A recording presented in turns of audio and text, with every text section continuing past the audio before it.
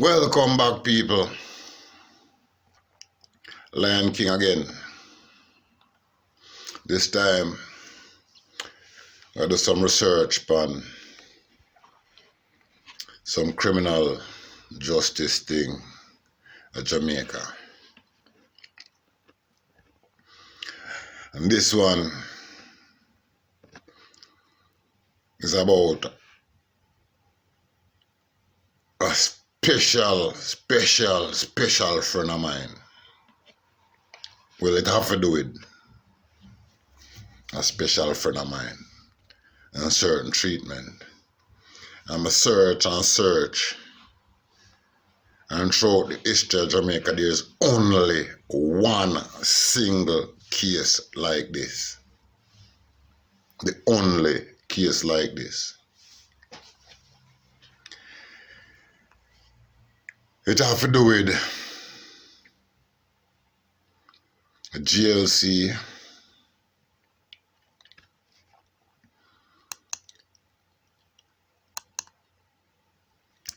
and a lawyer named Antoinette Haughton. Yeah, a very special friend of mine. You know, front, very close. Very close, dear to my heart, I swear.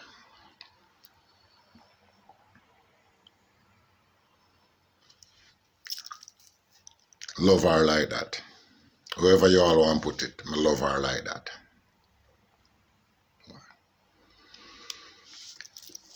I call the General Legal Counsel concoct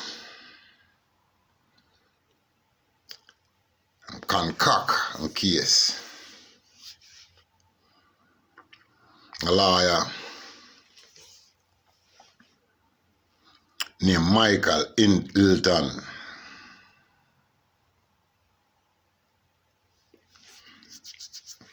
exhibit as much hate as he could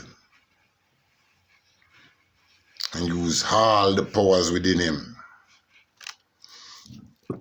to fight his colleague. All because some reporters and people that comment have said it's all because she had formed a political party in 2002 named, look back feet, United People's Party. Some people are even saying she would have had a thriving career, should have still had a thriving career had she not created that party, because then that's how them help to set up this case against her and manufacture a case against her and set her up and set up people in her office and whatever, where she could not oversee everything because she was getting bigger than the office. And she couldn't really manage everything and oversee what everybody around her doing, because she was getting the work. So people, we could go into it. We'll start off with one article by one hater. And why I'm going to say hater is the way this person outlined in article.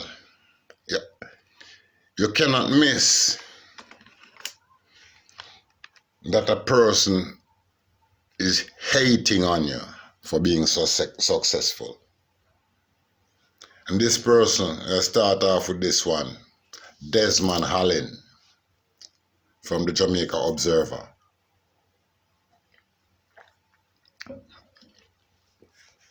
He titled his article, The Rise and Fall of Antoinette Haughton, in an article published Sunday 27th of September 2009.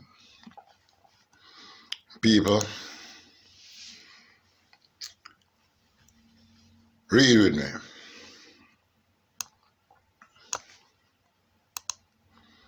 It says, Antoinette Marie Haughton was born, it seems, to a life of conflict and advocacy in quiet Islington, St. Mary. It probably is no mere coincidence in time she would come to champion the rights of the deprived from behind radio microphones, and in doing it with an energy and passion often mistakenly described as anger.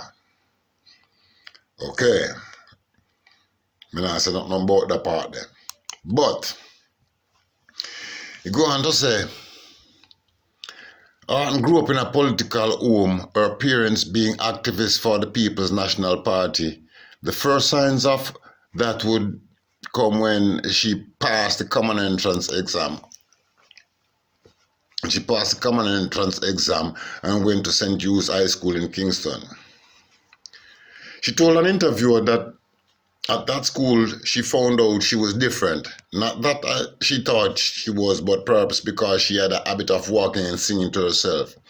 But Haughton admitted she was not your normal, obedient child. She felt she was entitled to ask questions of anyone at any time or to disagree with them. That included the principal.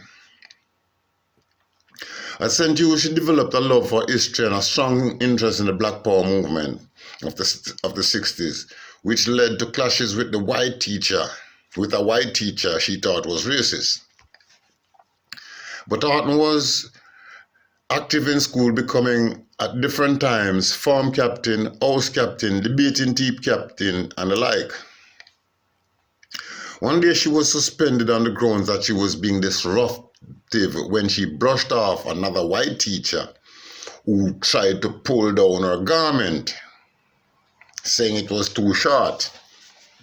Now, people, these white teachers, they love to sexually assault you and tell a lie about your clothes is this and your clothes is that.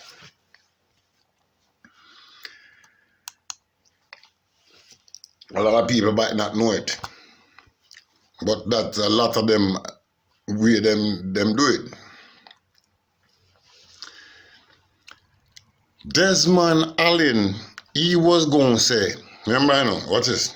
One day she was suspended on the grounds that she was being disruptive when she brushed off another white teacher who tried to pull down her garment, saying it was too short, which it was.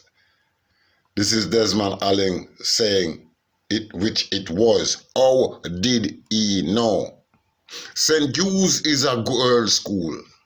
So how would you, Desmond Allen, know? Did you go to the school or you just eating on this woman? You have gotten some gasoline. So now you're helping to burn the building down. Is not that it? Huh? Why are you hating on the one saying it was? Did you see it? Did you experience the event? Were you there? Okay, let's go continue. Haughton at the time was doing things the school did not expect of a student. For example, she subscribed to the Abeng, a radical newspaper published on the Mona campus of the University of the West Indies. She declared herself against the straightening of hair and wanted her parents to stop burning her hair. Because she's a black student, woolly hair. Remember, these white people don't like black people. They'll find every reason to hate on a black person. Every reason in the book, every trick in the book they'll find to hate on you. Mark my word, I've experienced it. As house captain, when she led the prayers, it was different. She would read from the likes of Martin Luther King Jr. or quotes from the Negro Prayer. Lord, we ain't what we want to be. Lord, we ain't what we gonna be. But thank God we ain't what we was. The teachers were stupefied. They're white, so they're going to act that way. But to Haughton, her activism was not unusual. She had grown up hearing her father, who at one time or another was head of banana board, coffee board, cocoa board, etc., talking about African heroes like Patrice Luamba, Jomo Kenyatta, and Kwame Nkrumah. I'm not sure whether I pronounced that name right. Forgive me.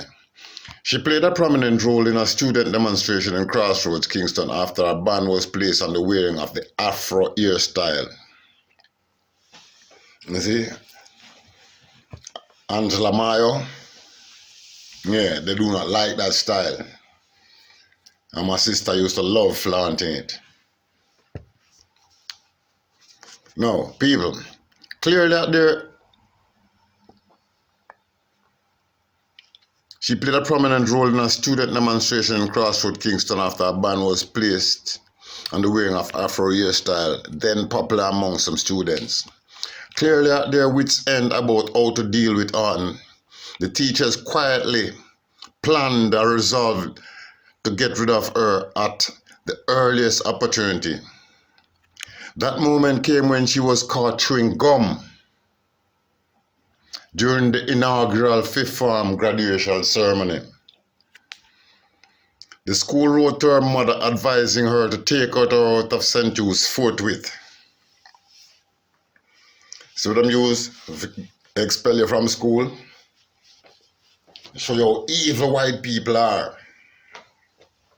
They conquer a couple little things. Bubble gum. Use bubble gum to try to get you out of school. Alright, let's continue.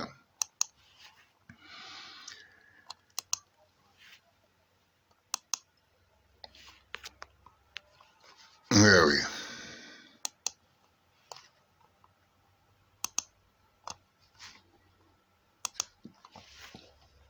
Wesley Powell, the legendary educator who ran the Excelsior School, accepted Haughton against frantic advice from some St. Jude's teachers, white teachers, who warned she would mash up the school. Her response was to pass 3 A-level subjects and absolve Powell. While at Excelsior, she won the Michael Manley Award for Best Speaker in a competition put on by the Inter-Clubs Committee of the University of the West Indies Guild of Undergraduates, then headed by a certain Edmund Bartlett. She also capped the U Shearer Cup in the Inter-High Schools debating competition. Long before braiding ears was popular here, she and several students had theirs braided. After going to a performance by the visiting dance group Les Ballets, Africans from Guinea. Importantly, in sixth form, she met the wife of C.L.R. James, the author, and became part of a group of women who did a survey of domestic helpers in Jamaica. In one case, they went to Red Hills, Upper St. Andrew, with a questionnaire and found out that working conditions were appalling and the wages was even worse. No, that's one thing that will make them hate you. Haughton was also an active member of the Sixth Form Association who linked up with the Youth for Social Change. They would go to Trenchtown some Sundays to do a survey on living conditions, but on each occasion she would take back with her the awful scenes of squalor and deprivation of those stomach-turning slums of Kingston's West End. With her reporting on them things and making it public, our society have the people them, they going to hate on you. They going to hate on you and they're not going to stop. She was also a member of the Jamaica Youth Council, which spearheaded a campaign to get 21-year-olds to vote, arguing that in reality only 23-year-olds could vote at that time. After A-levels in 1972, she left Excelsior for the University of the West Indies, enrolled in the social sciences and majoring in government. In the first week on campus, she got involved in a strike by the Trevor Monroe-led University and Allied Workers Union, UAW, as part of a student committee. After her first degree at 21 years old, she received a scholarship from the government of Jamaica to do law at the Cayville campus in Barbados. She wasted no time in joining a radical student movement, but Barbados would be special for many things, not the least of which was the fact that it was there that she would meet the Cuban envoy and university professor Osvaldo Cardenas Jonguera. She would marry him in 1993, as if to say, there, to anti-Cuban Jamaicans. You see, they're showing, the author is emphasizing his little bit of hate too, by putting the as if to say, dear to anti-Cuban Jamaicans, which don't know you, but you placing this, you're one of them. She represented the Union of Democratic Students at the Congress of the Youth arm of Chedi Jagan's People Progressive Party in Guyana, where she met the late PPP leader and his wife. Not long after, she would go back to Guyana on a less innocent mission. In 1976, she went there to receive a video documentary on the alleged electoral atrocities of the Forbes Burnham regime. The documentary, titled The Terror and the Times, was secretly made by a group of filmmakers. She was asked to sneak out the film to a contact at the Pan American Health Organization, PAHO, in Barbados. Haughton carried out the mission with little or no thought for her own safety.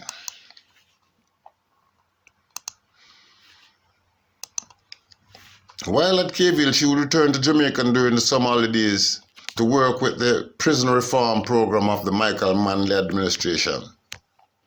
It was at that time that she met some of the most notorious criminals of the day, including Lancelot Henry, Donovan Chinquy, and most importantly, Dennis Bart, alias Kappa. Kappa escaped from prison in 77 or 78 along with other well-known convict Malone Gordon Flash from his hideout.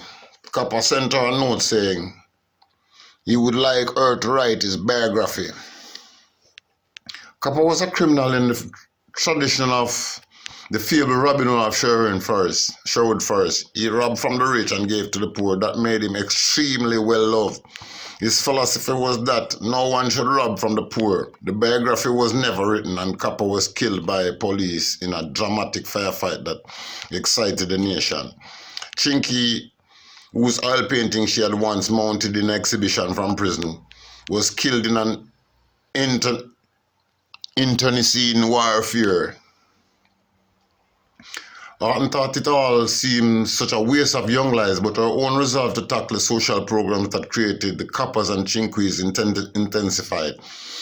Her activism had taken her beyond the point of no return. The activism had intensified until it was clear, even to the most casual onlooker, that for her there was no turning back. Everything that would happen from here on would merely confirm the inevitable.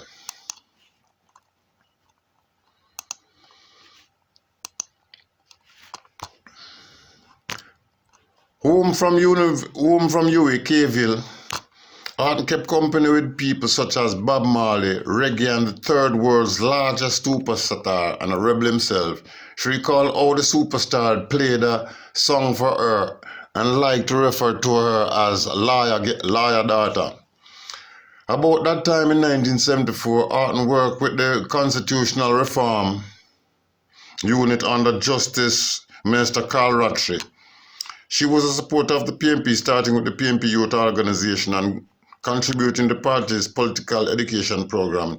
Haughton saw the then PNP leader and Prime Minister Michael Manley as the most creative, progressive, and caring leader that Jamaica had ever known. It was all about his policy, she argued in an early interview. The fundamental problem of Jamaica is one of poverty and exclusion. Michael Manley tried to deal with head-on his anti-apartheid stance, the issue of inequality in the nation and globally, and the courage he exhibited, the absolute correctness of his position. I'm sure now as then that if your intentions are correct, then your errors can be lived with because you are trying to improve things. I am an unabashed supporter of Michael Manley, she said. In 1979, she qualified as a lawyer after 2 years at Norman Manley Law School and continued her political activities. The 1980 election campaign was being fought bitterly, but in the midst of it, Haughton became the campaign manager for Sam Lawrence of Central St. Mary. 22 years later, she would again be on the hustings, but this time for her own party. Tony Spalding, the legendary PMP politician. Prior to that, of course, the young lawyer had joined the staff of the Ministry of Social Security and Welfare with as a junior legal officer to work off her government bond. At the end of that, she set up a private legal practice in St. Mary, the parish of her birth, while forming an association with late Tony Spalding, the legendary PMP politician and lawyer in Kingston. She described Spalding as a tough but good criminal lawyer and tactician from whom she had learned how to practice law on the ground. During that period, she was also associated with another legal luminary, Lowell Marcus. She gave much of her time to legal work in St. Mary, frequently not even bothering to send the invoice for her work to the government. When the English Lord Anthony Gifford came to Jamaica to live and practice law in 1991, she was recommended to him as a good person with whom to partner. At the time, she was also partner to Hugh Thompson.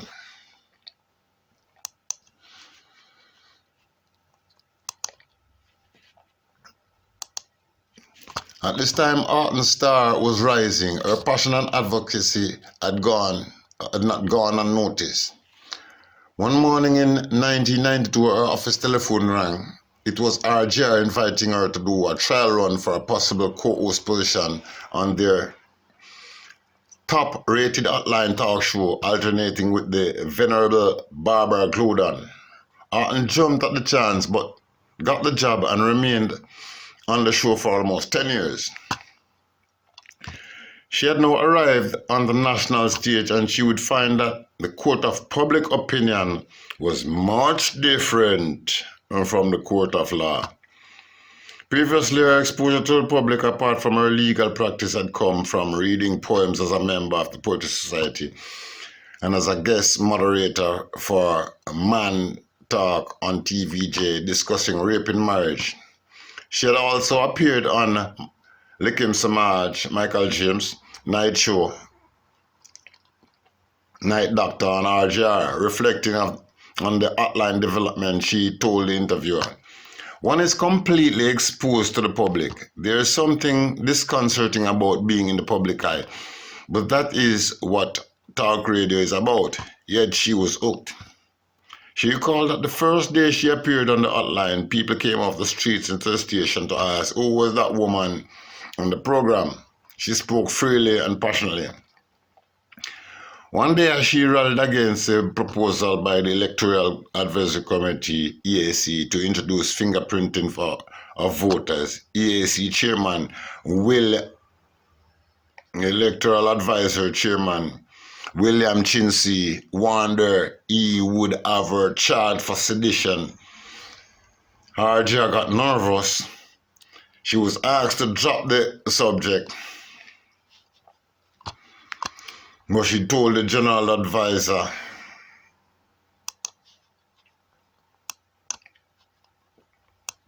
if he wanted to say something, come on the microphone and say it, because she's not your puppy. or ventriloquist dummy. Straight up. So they were pissed off.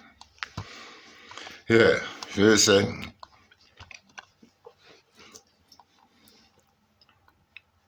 one day as she rallied against the proposal by the EAC to introduce fingerprinting for voters, EAC chairman William Chinsey warned her he would have her charged for sedition. RGR got nervous. She was asked to drop the issue, but responded by telling the general manager in no uncertain manner that she was not a ventriloquist dummy, and if he wanted to speak, he should take the microphone. Which he didn't. So, let's see. Let's try to create a list of suspects in our downfall here. One, we're looking back from them teachers at St. Hugh's. We try to get underneath our dress. Then we're going to look at William Chinsey here. There's another. We got reasons to be hating on her, creating her demise. Let's go a little further. Dig. Let's keep digging.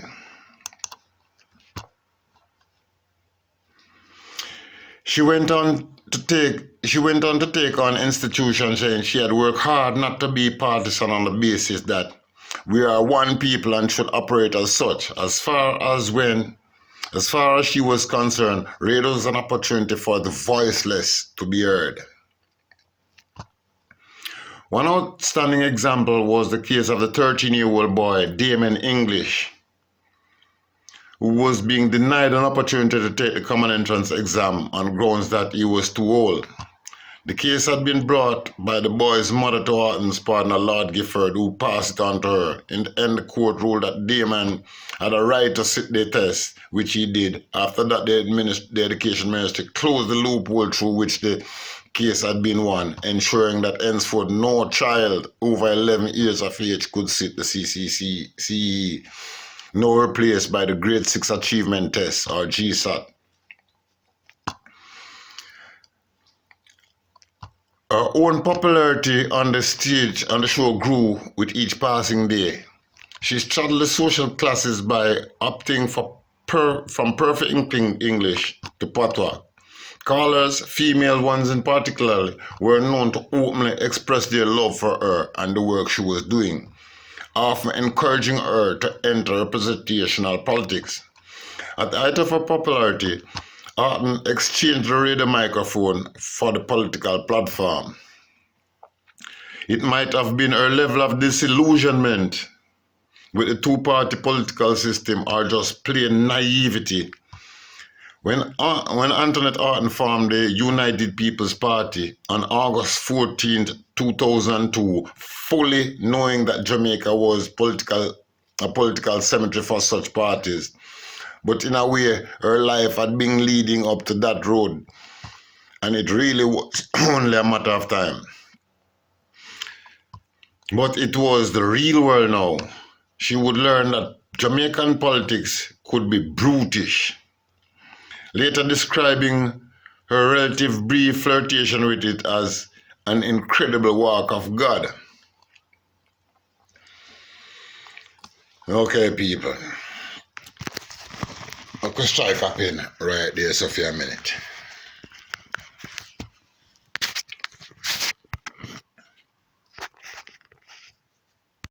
Alright, make we get back to it. And these charges, all these things come now. What we have here is Antoinette Haughton Cardenas will be brought to book over non-delivery of an accountant's report for 1999 and 2000 by Rodolph Brown, the chief photographer.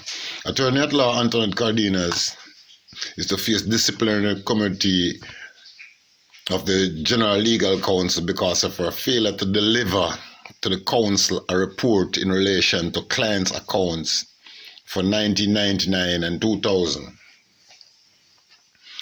This is a result of a United Kingdom Privy Council ruling in favour of the GLC, which has the responsibility to discipline attorneys at law.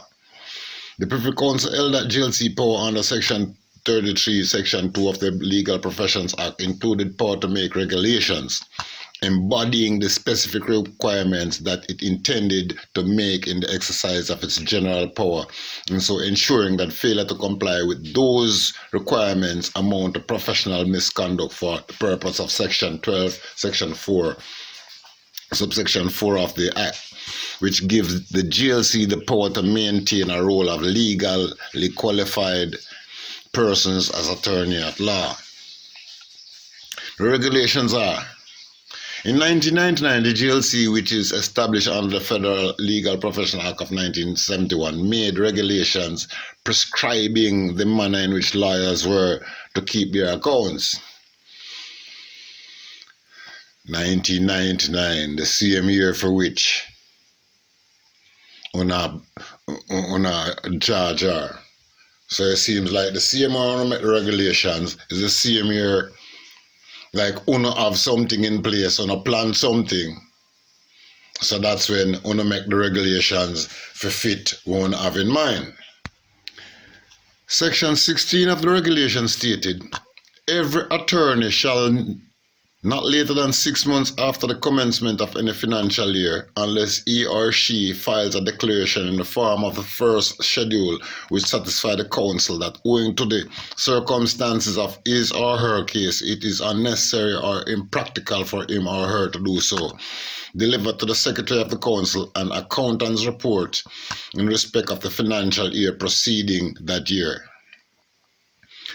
On February 4, 2005, Michael Hilton QC, a council member, made a complaint that Haughton Cardenas had failed to deliver an accountant's report in respect of the years 1999 to 2003. In September 2005, the same year, Haughton Cardenas delivered reports for 2001 to 2004. Okay. The committee. In July 2006, the complaint against her came for hearing before disciplinary committee. The lawyer representing Haughton Cardenas made a preliminary submission that the GLC had no power under Section 35 of the Legal Professions Act to make Regulation 16 requiring attorneys to deliver accountant's report to the GLC. Them newly create that, them create that so that them could, make a case against you. Sorry, let's continue. The disciplinary committee rejected the submission and Haughton Cardenas took the matter to the Court of Appeal, which accepted her argument and allowed her appeal. The GLC took the issue to the Privy Council, contending that the Court of Appeal erred in its decision. Remember, take these case to them have a fight with her, the people them we a fight her know them a fighter from years ago. It's not just now they have their fight, remember them a fighter for bubble gum, Them a fighter if you get under her clothes from she got school and all of them sitting there, she brush off white people off her clothes, man. She had them a fighter over her ear, So she been battling this institution for a long while and she a fight Chincy as well, man. So she been a fight people where in a high places, so then we create things. I remember there was this song where it never gone nowhere, but the song named Plotting and Scheming. So people dance, no matter who them is, the artists say, no matter who them is, they not trust no man. You see it there? No matter how people be smiling in your face, man. Some of the time they will smile in your face so that they can find something to use against you in their plotting while plotting your downfall. Masita? Alright, let's continue. The disciplinary committee rejected the submission and candidates took the Mat Court appeal. Privy Council contending that the Court of Appeal erred in its decision. The Privy Council held that the requirement to produce the accountant's report would be ineffective unless there were some sanctions on the attorney who failed to comply. The necessary sanctions for that misconduct can then be imposed under Section 12, subsection 4 of the Legal Professions Act. The Privy Council ruled. The appeal was allowed and the complaint against Haughton Cardenas remitted to the disciplinary committee. Now, this is where you can really see that these people have been plotting and trying hard. Worse, she go farm party 3 years before this complaint come up. All right. We continue. Yeah, we could continue with this case anyway. There's case law, home case law, and Cardenas versus legal counsel. Justice cases cite 1, precedent map 1. Related cases 0.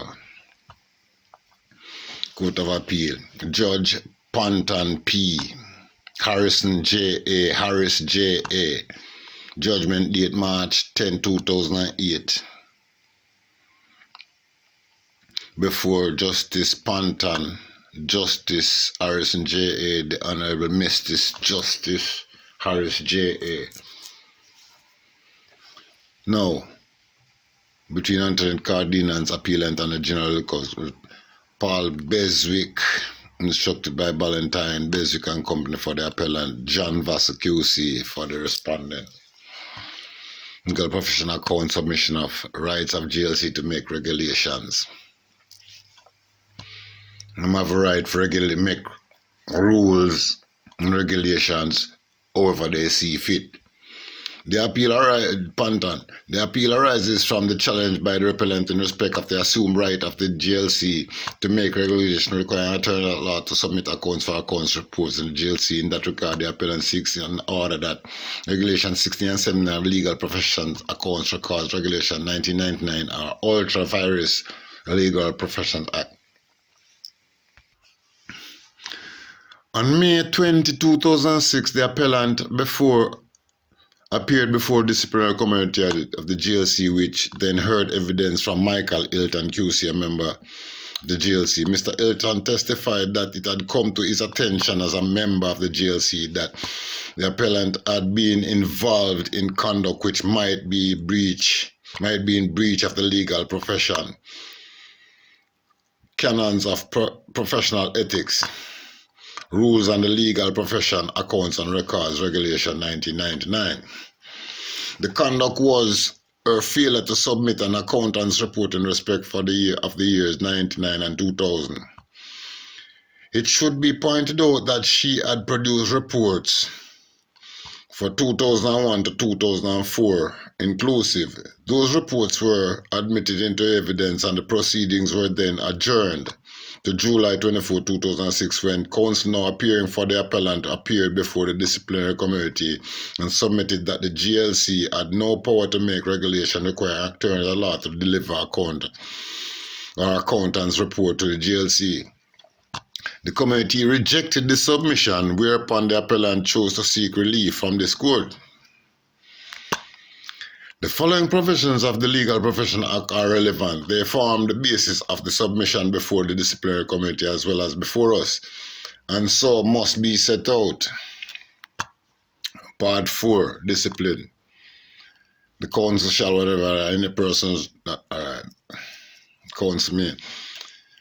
prescribe standards of professional etiquette and professional conduct for attorneys, and may by rules made for this purpose direct that any specified breach of the rule shall for the purpose of this part constitute misconduct in its professional respect. Prescribe anything which may be or is required to be prescribed for this purpose of this part. Part 7. Keeping of accounts. The council may take regulation requiring attorneys to open and keep separate bank accounts of clients' monies and containing provision as to the manner in which such accounts may be operated. And B. To keep accounts containing particulars and information as to monies received, held, or paid by them for or on account of their clients.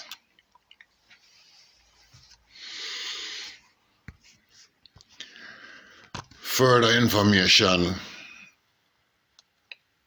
published Monday, June 25, 2012 by Aureus Helps, Editor-at-Large, Jamaica Observer. His article entitled, Still on the Run, Antoinette Haughton misses father's funeral. The 8 continues.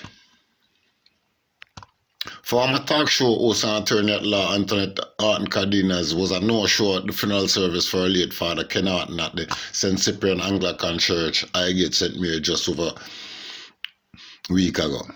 Haughton Cardenas drew inspiration from her politician father, could only pay homage to him in a tribute printed on the official funeral program and read by a relative at the funeral on Saturday, June 16, describing him as an amazing man full of love for his family, his community, and his country. Haughton Cardenas is wanted by Jamaican law enforcers after she jumped bail years ago in case involving fraudulent conversion. Authorities have since failed to locate her, although speculation is rife that she fled Jamaica for another Caribbean island. Haughton Cardenas, who founded the now defunct political organization, the United People's Party, in 2002, failed to answer charge in the corporate area and St. Thomas courts in December 2009 and February 2010. Her attorney Terence Ballantyne told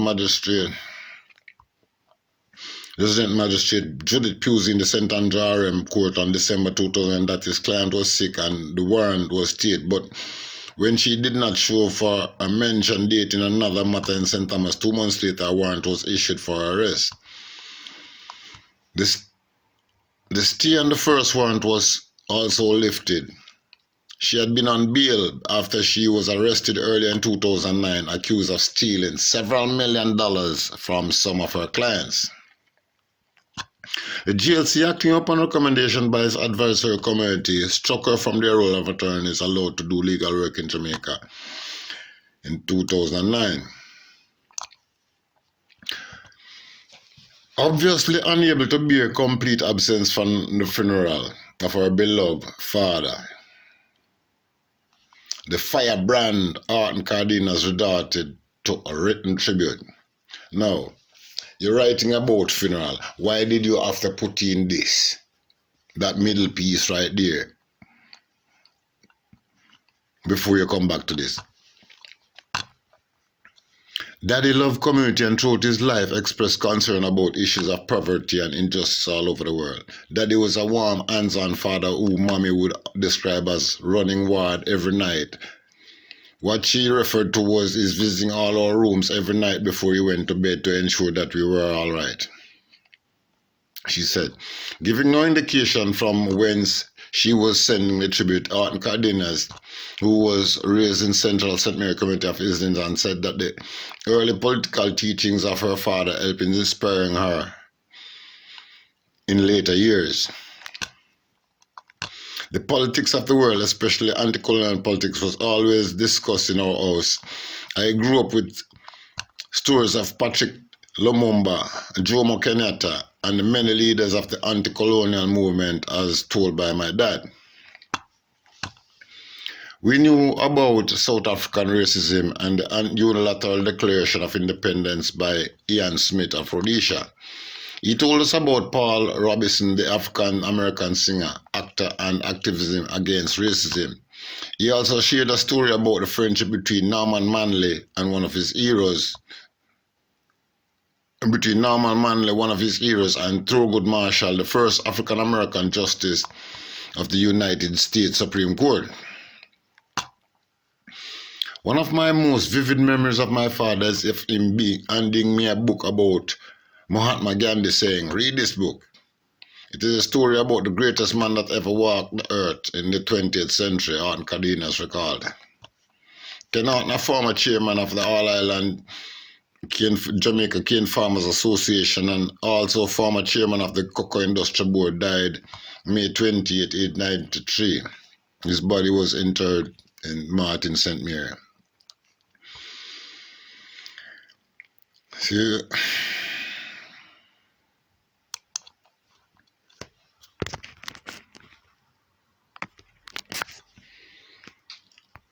can see the writer's intention right there is like he's seeking to find things so he can further muddy the woman's name. That's his reason for being at that funeral. He's not there for anything else more than to be a hater. Anyway, Miss Haughton, I love you.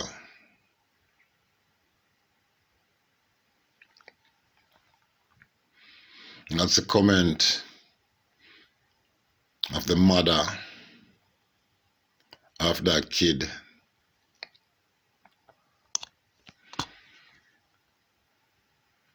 Dear man, English.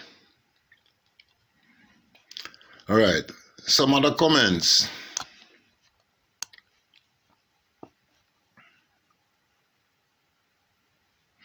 Some other comments by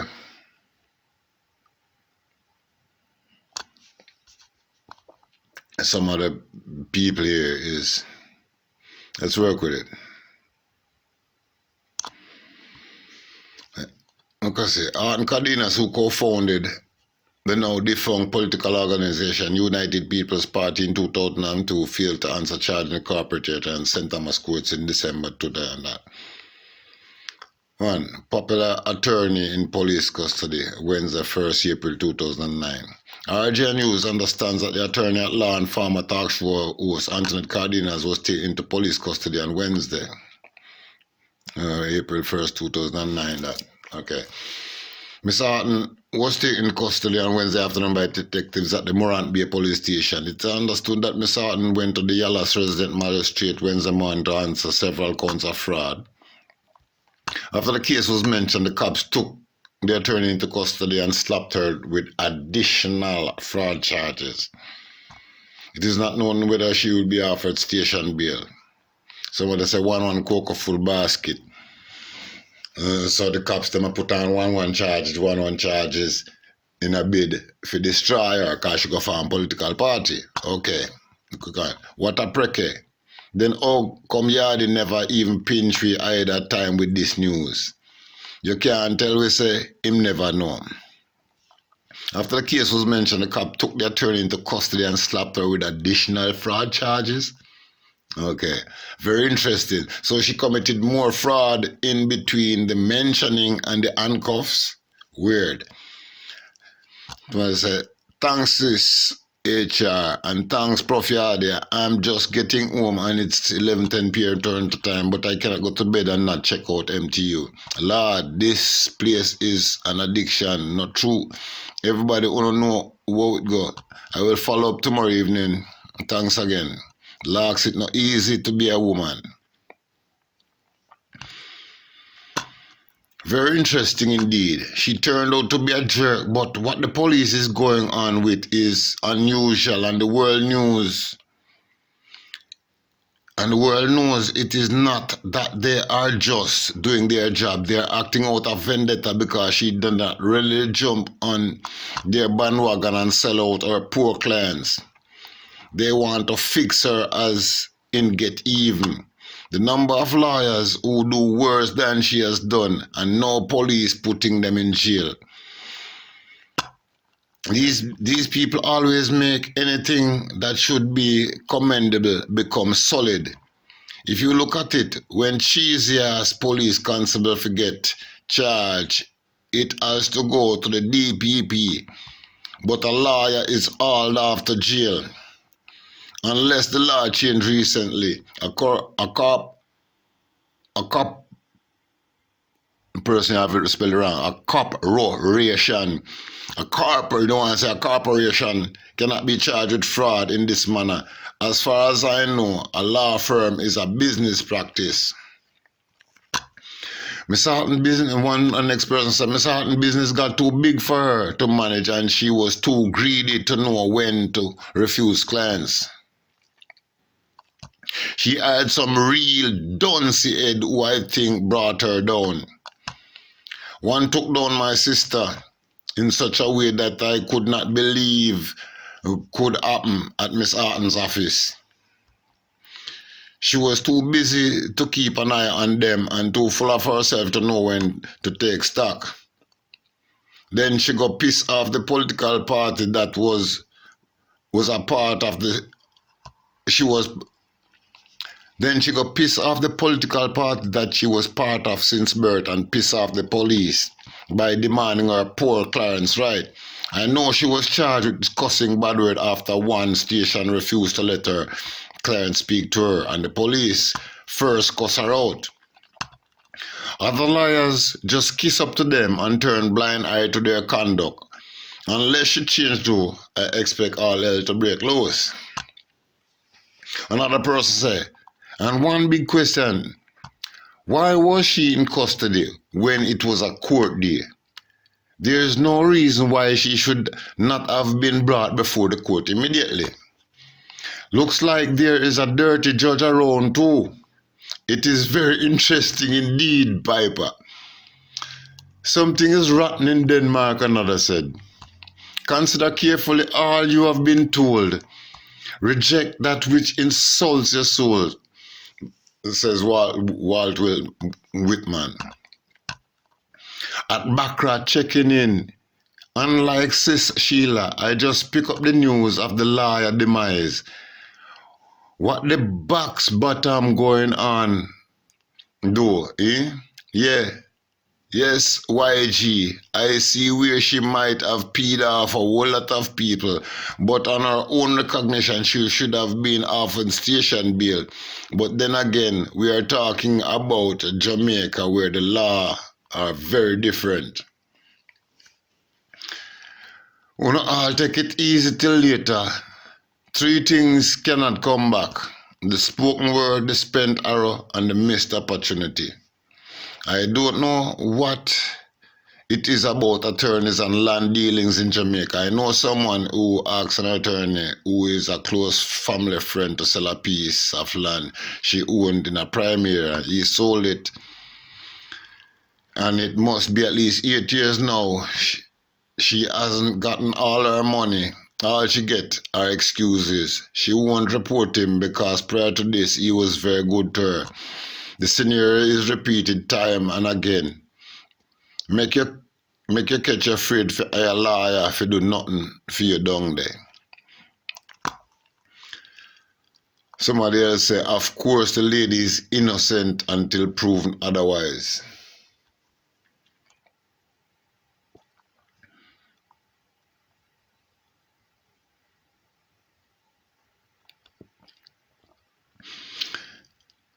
Another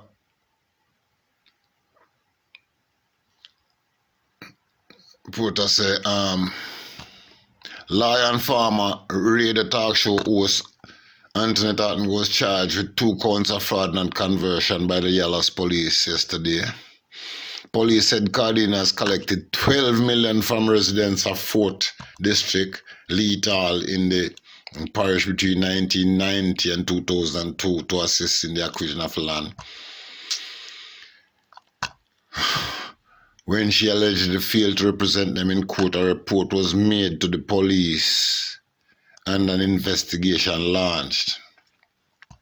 As Cardinal also she was granted bail and booked to appear in the Yallas Magistrate Court on Thursday, April 16.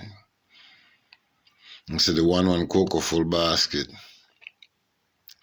I have been waiting. Sister Shields, I have something for you later this evening. Nah.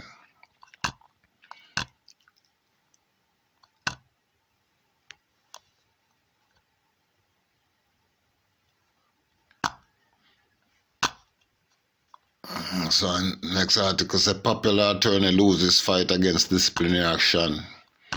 To May 13th, popular attorney lost her fight to stop the disciplinary against her.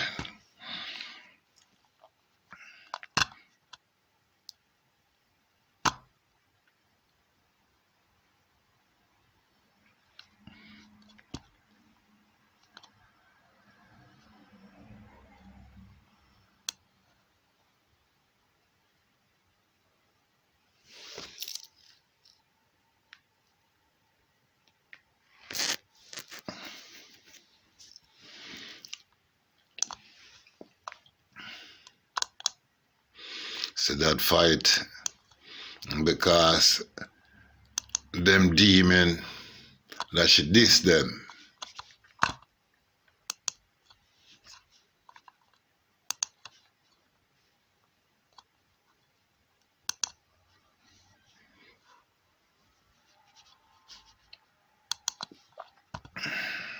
It's Jamaica fear.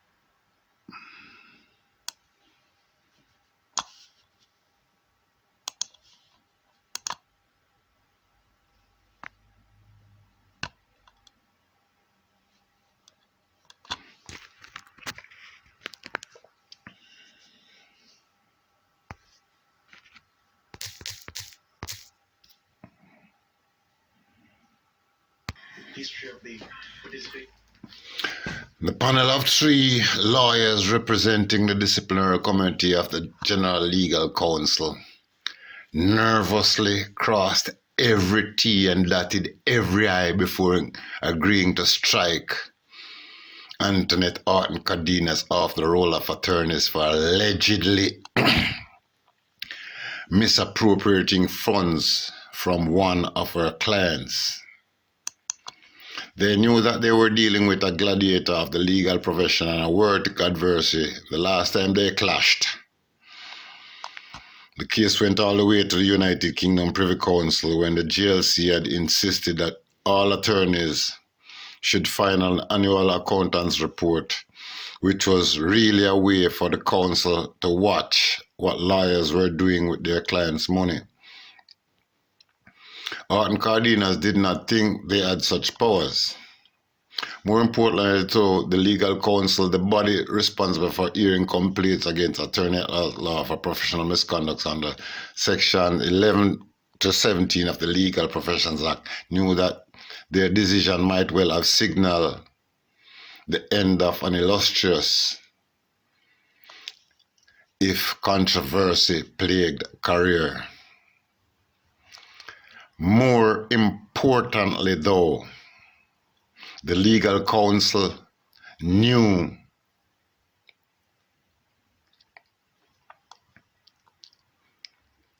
that their decision would signal the end of an illustrious, if controversially plagued career. More importantly, though, the legal counsel, the body responsible for hearing complaints against attorneys at laws for professional misconduct under Section 11 to 17 of the Legal Professions Act, knew that their decision would signal the end of an illustrious, if controversy-plagued, career. Damn. So people, right there you see they knew what they were doing. And I like them to know them working to donor. So let's ask ourselves, who are these people? Who did she steal money from? Who is that one client for you see? The panel of three lawyers representing the disciplinary committee of the legal counsel nervously crossed every T and dot every I before agreeing to strike her off for allegedly misappropriating funds from one of her clients.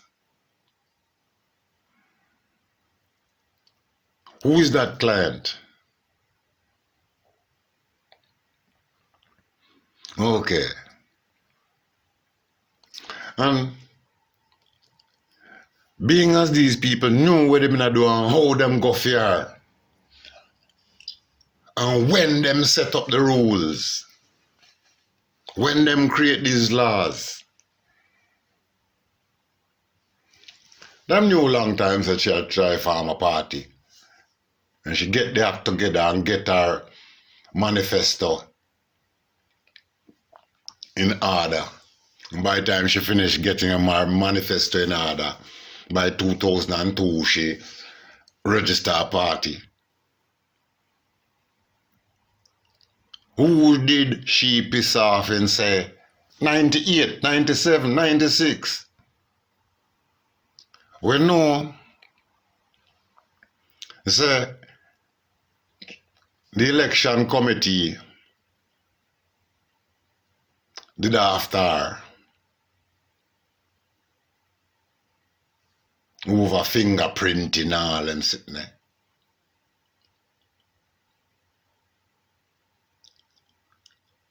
We know St. Hughes after her.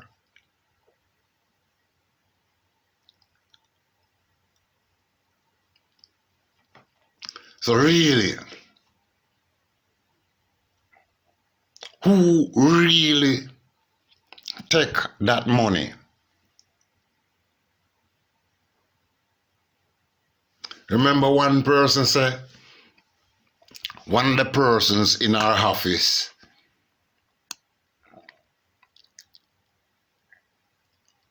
carried on somebody else, you know. So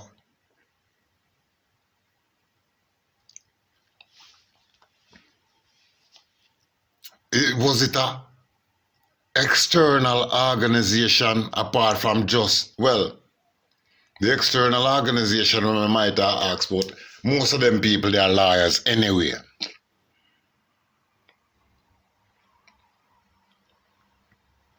Most of them have degree, have law degree.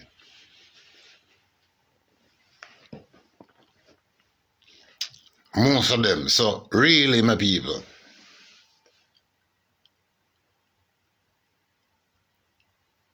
was this a plot to destroy her just because she formed a party? Who was that staff member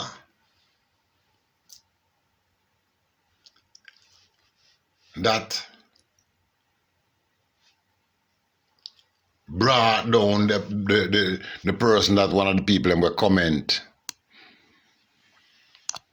about the issue was speaking?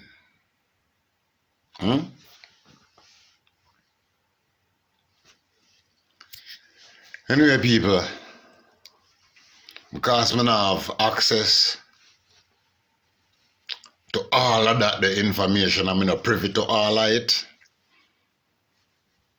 And right now, so easy again for me find it, because I don't really have the close connects anymore. And if most to start asking those questions, basically right now I don't know who to trust. Because man to man is so unjust. You see what I say? So, I'm going to end off the video right as upon that. And people, if you don't subscribe yet, hit that subscribe button and hit the notification bell. And you can share it with a friend. And if you watched us so far, why your reason for not hit the like button? Peace out and catch you on the next one. Because I'm going to do some further research into some of these liars.